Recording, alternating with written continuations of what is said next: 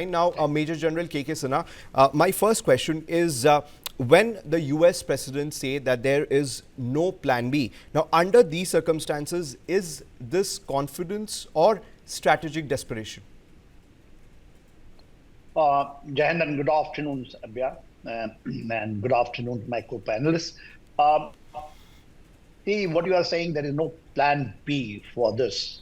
Of course, the 10-point proposal which is given by the Iran, it is well thought of, and it is also have got, I think, some backing by China and Russia. So I think very well thought of, and I think it is very, very difficult to achieve if the United States remain, stubborn about this. The ground reality, because the battlefield do decide the outcome of anything. The war, which was for 40 days, I think in the American and Israelis, when they have gone for it, they thought that they will be able to wind up after the spectacular, performance on the first day, eliminating the top leader, about 40, 45 top IRG's commanders, including the hierarchy, they thought that they will be able to do it, but on ground, it worked out to be different. And I think, very, very strategically, the use of the might, whatever the Iran had, engaging all the countries which has got American bases, the state of Hormuz. I think that is actually a very, very, hard-hitting strategical fact.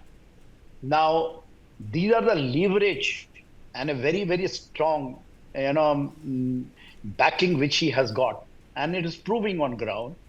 America is on back foot. Whether they will concede, they will not concede. In a very easy way. It may carry on for 1 or 2 rounds, but at one time they have to do it because every day, as the day passes by, Iran seems to be, slightly getting stronger. Today there is a news, I think through your channel I heard, that China is supplying the AD system to Iran through the Caspian Sea. Lot of cargo thing is coming through the sea route to Iran from Russia. Over and above, they are very, very strong and state of Hormuz. And America, thinking that the ground operations, because if something has to be decided, if America on a militarily, it has to be done by the ground forces, by above the horizon strategy, which America has, thinking that they will yield the result. It has got a saturation point. Air power only plays a role, giving a favorable and absolutely freedom of action on the air, can't decide everything on ground. So this realization is there, and that's why JD Vance has come. Otherwise, if you see the 3 guys, out of 3, the 2 are the same old, Witkoff and Jared Kushner. They have got the agenda of Trump, which is for oil. They wanted to have the hold in this area. And those things still stand with these 2 guys. JD Vance, initially, when they started on 28 February, he was very clear that these are very, very risky, path which the America is following, and it may not, yield the result. And ground, it has not yielded any result to the Americans. They are losing every day their foothold in this area, because foothold is through those countries through which they have the bases. That is going all those Persian Gulf countries on which it has got a very strong linkages. So if they carry on with the old agenda, I think they will not succeed. Well, very important point made by General KK Sinha. Now, Professor Swaran Singh, the point that Major General KK Sinha just raised, that there are reports that China is going to supply arms and ammunition to Iran. Now, my question is, is Washington underestimating Iran's weakness? That is more than clear by now that the United States assessment about Iran was clearly misplaced. And to some extent, one can notice that continuing still, because the kind of language that President Trump is still using is not perhaps going to make things easier in negotiating with Iran. And Iran also has had their own sort of friends, whether it is China or it is Russia or North Korea. Indeed, the role that China is playing is visible in both sides in terms of helping, as the Ukrainians have been saying, that Russia and China have been helping Iran in targeting, providing real-time data, etc. And now repeated reports about actual supplies of equipment as well through Caspian route, and Chinese are also supposed to be supplying, and Chinese had supplied even before the war began. So in that sense, role of Russia, China is becoming perhaps far more visible. And China indeed also played the role in persuading Iran in terms of moving from defiance to engagement. And that has been acknowledged even by President Trump. So there is a certain support system that we can notice is visible here. The four nations of the region itself, for example, Pakistan is not just alone. Pakistan is supported in these parleys, constant conversations by Egypt, by Saudi Arabia and Turkey. China also in the backdrop as a fifth partner in how negotiations are moving forward. So far, I think that the signals are fairly positive, despite rhetoric which is expected from both sides. We have had ceasefire holding out till now. There are no major disruptions or violations of the ceasefire, despite the fact that Iran had threatened that it will not participate in talks unless Lebanon is included as part of the ceasefire understanding. Israel continues to hit on Lebanon, and we have an Iranian delegation now in Islamabad, even though even now Iranians are maintaining that the official talks will not begin until and unless United States gives a guarantee that Lebanon is part of the ceasefire. But right now, it's not likely to begin, at least as face-to-face meeting. These are going to be what is usually called proximity talks, which means the delegation will either be sitting in the same hotel in different rooms or even in different locations. And Pakistan officials or even the Prime Minister could be playing that kind of a shuttling between the two delegations in terms of passing messages and keeping the options open in case any one of the delegation member from each side or more than one wish to move it forward to the next step of face-to-face talks. Other difference is that compared to Vice President of United States, JD Vance, who possibly can get instructions from President Trump directly by his secured communications, and therefore has greater executive authority in what he can promise. I think the delegation from Iran comes with a very set authorization as to what they are supposed to do, and the supreme leader is the one that ultimately will decide what is acceptable and not. So I largely agree with General Sinha's assessment, except that for me it may not be just one or two rounds of talks. This may continue to be several rounds of talks. It is also possible that the next venue of conversation need not be Islamabad. It need not be the delegations that we see now. It could be single point, one person interlocutors taking it from here. Destinations could move around the world. So I'm expecting that so far signals are not bad. They are positive, but they have enormous challenges. So one can't expect that they will be resolving issues. Other than Lebanon, they have now fundamentally created this issue of Strait of Hormuz as the central issue, as the most important issue for them to talk about. Then, of course, continuing issues of uranium enrichment, uranium stockpiles, Iran's missiles. Iran is talking about ceasefire for its allies, whether they're in Iraq or South Sudan or they are in Lebanon and so on. And also Iran, in fact, has gone to the extent of saying that US has to first unfreeze Iranian assets and even indicate lifting of sanctions before talks can begin. So enormous complex issues as of now, but I understand for the negotiators, for Pakistan, which is facilitating, if not mediating in these conversations now, to ensure that escalation doesn't take place, as ensuring that the ceasefire continues to be, there and it doesn't get disrupted. That should be the most important step so that negotiations can continue. They may not finish. I think understanding is that the American delegation has no plans to spend night in Islamabad. That's how they arrived today morning, and they are not likely to stay for next morning tomorrow for Sunday, which means they have a very limited time to deal with this very, very complex set of issues. And whatever they can communicate, the one sure thing is that they have established communication that definitely is already visible. And from there, how rapidly, how seriously, and in what manner they want to move forward is something that should be a pragmatic aim of today's sort of communications between these two delegations. Iran, I also understand, has enormous emotional vantage point, as you mentioned in your opening remarks. They have come with blood-drenched clothes of students in a girls' school who were hit in the very initial stages. So, in that sense, it seems the fact that for Iran, at least for the regime, it is an existential issue.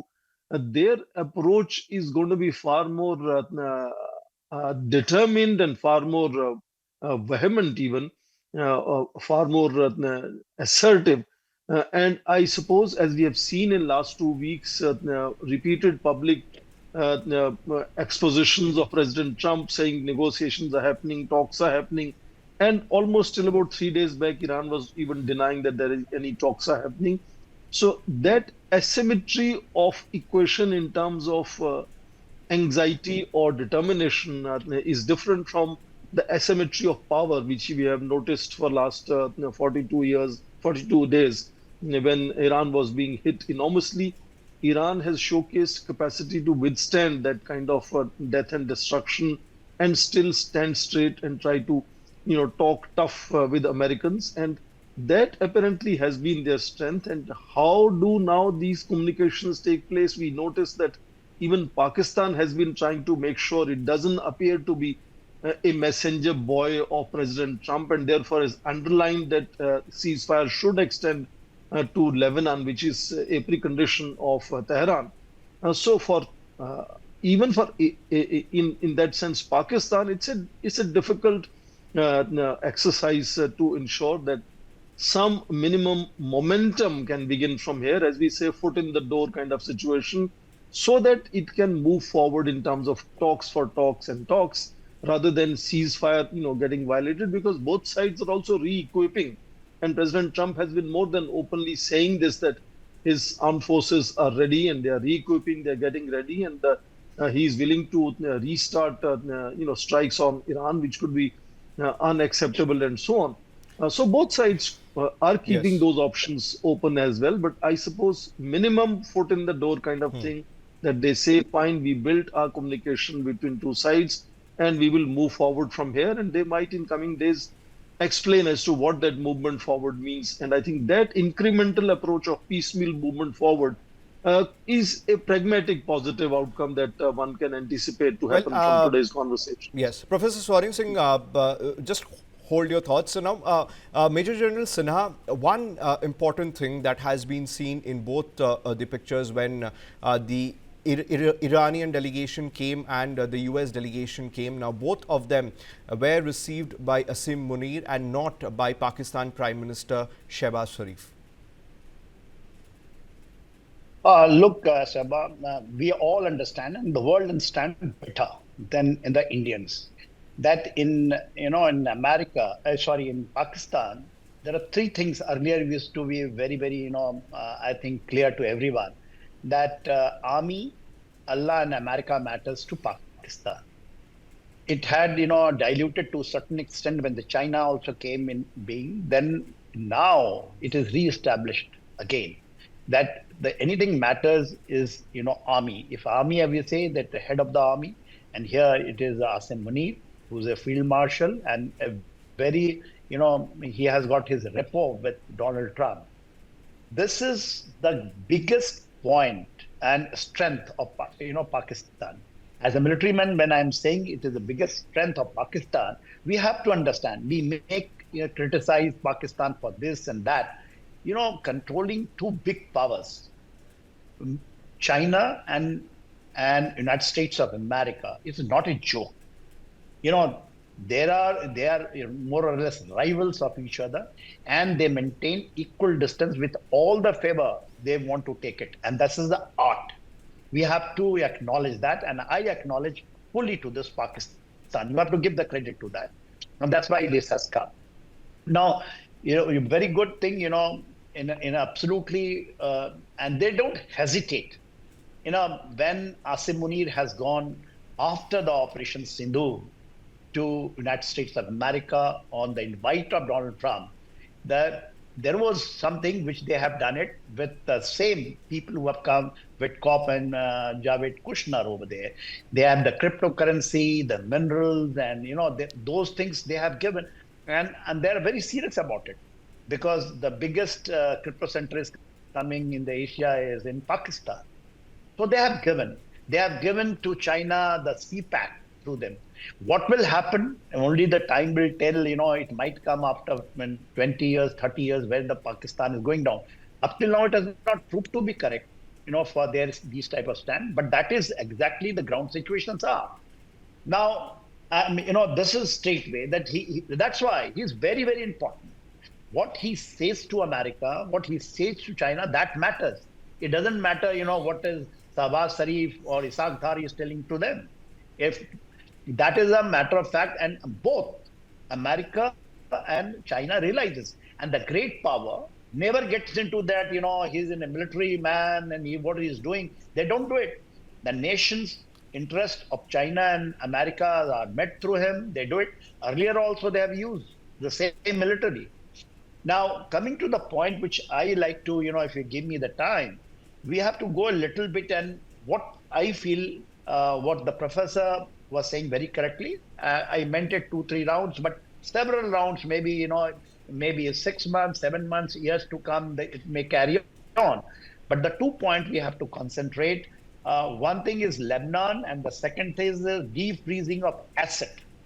That is very, and there is a ray of hope in both. I will explain it if you will give me the time. See, as far the Lebanon is concerned, initially they were saying, especially from Israel, that Lebanon is not part of this, peace talk. But now Lebanon, both sides, it has come that Lebanon, only they are talking about Beirut. They say that southern Lebanon is not part of it. It seems that Iran has conceded this point. Why I'm saying this?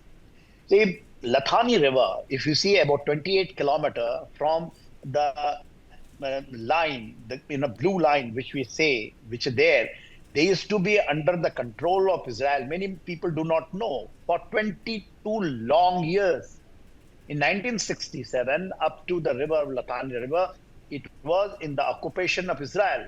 It only, they have left this area in 2000. They came back, and a blue line was established, and a UN peacekeeping force operates over there. So the point is, what they say, okay, the fire has been stopped into this, and that's why after that, the Iranian delegation has come over here. The second point, defreezing of assets. If these two things happens, you'll say at least there is some forward movement in the, your talks, or these whatever is carry on, how many rounds, I do not know. Defreezing of assets, there is a small hope, and I think they may concede it. The South Africa and Qatar, they say they are going to defreeze the asset, and it in billions of dollars, especially in South Korea, because they say we are not getting the oil, we have got energy supply, so we are going to defreeze it, and the process has started. Qatar, we all know, because of the gas field, northern part is with Iran, and the southern part is into the island of Qatar. They also say we are going to defreeze it. And Qatar is the headquarter of the CENTCOM of America. So it is a very, big setback, if the Americans realize this, because both the countries have said that we are going to defreeze it, and it will going to happen. So these 2 points partially met. Defreezing the complete asset before the talk starts. They were not ready to even come. So they have got a little bit hint. I think that's why they have come over here. Otherwise, the meeting is not 10-point discussion will not start. So there is a forward movement. And one more thing, which is positive and very few and your viewers should understand, as JD Vance role. As far as the JD Vance is concerned, if you know, before 28 February, there was, Netanyahu had gone to United States of America, and there was a meeting between four. JD Vance was there, Trump was there from American side, and Netanyahu has come from Israeli side, including the CIA chief director was there. And that time, what Netanyahu has said that, they have got a lot of information that on 28th, there is going to be a big meeting. So many people were there and we will take out. And they were able to take it out. JD Vance refused, all right, including the CIA director. So they were cautioned this is going to be very high risk, which proved to be correct. all right. In spite of telling, JD Vance, Trump had gone for it because of Netanyahu was there, and the result is out. First day, spectacular victory. Thereafter, the thing has gone, and Iran has become very, very strong, hitting 13 bases of United States of America, choking the Hormuz. All right. I think, they didn't, but the military has realized. Chief has resigned, along with 3 generals. This is not in the media. It is something that came and it has told, it is a seniority part or something like that. But they have refused to do this. Even the naval SEALs who were there in USS Gerald Ford, there are investigation going on because of the fire. All right. So there are, resistance. And that's why the back foot is there. The Donald Trump, he realizes